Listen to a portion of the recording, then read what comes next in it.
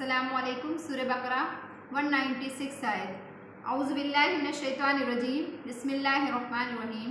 वातिमुल हज्ज वल उम्रता लिल्लाह। तुम हज और उम्रे को पूरा करो अल्लाह के लिए, अल्लाह को राज़ी करने के लिए।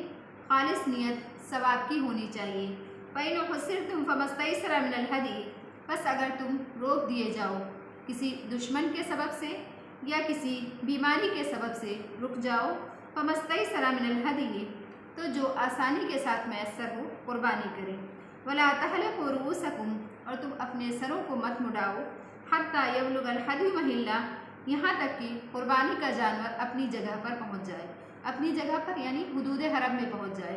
यानी यह कुर्बानी जो हज उम्रा पूरा न कर सके, उज़्र के सबब से रुक जाए, तो अहराम खोलने में तुम जल्दी मत करो, यहाँ तक कि ये देख लो कि कुर्बानी का जानवर अपनी हुदूद हरम में पहुँच गया है कि नहीं।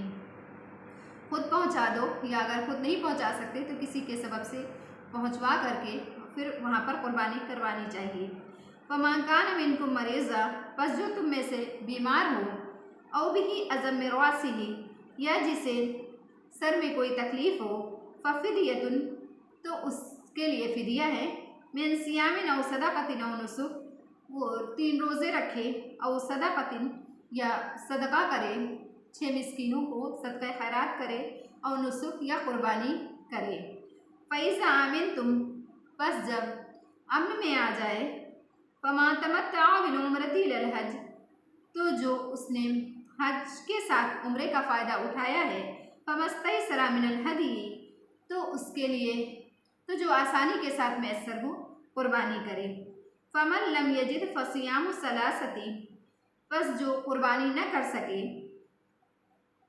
फसियामु सलासती अय्यामिन फिल हज्जी, तो वो 3 रोज़े रखे हज के दिनों में। व सबअतिन इज़ा रजअतुम, और 7 रोज़े रखे जब हज पूरा कर चुके।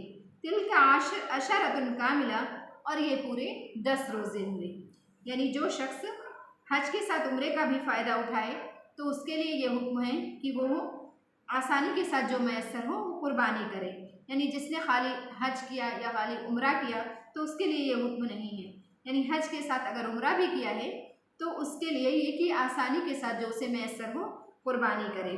और अगर कुर्बानी नहीं कर सकता है, उसके पास इतनी इस्तिताअत नहीं है, तो फिर वो 3 रोज़े रखे हज के दिनों में, और 7 रोज़े रखे जब वो हज पूरे कर चुके, और ये टोटल 10 रोज़े हुए।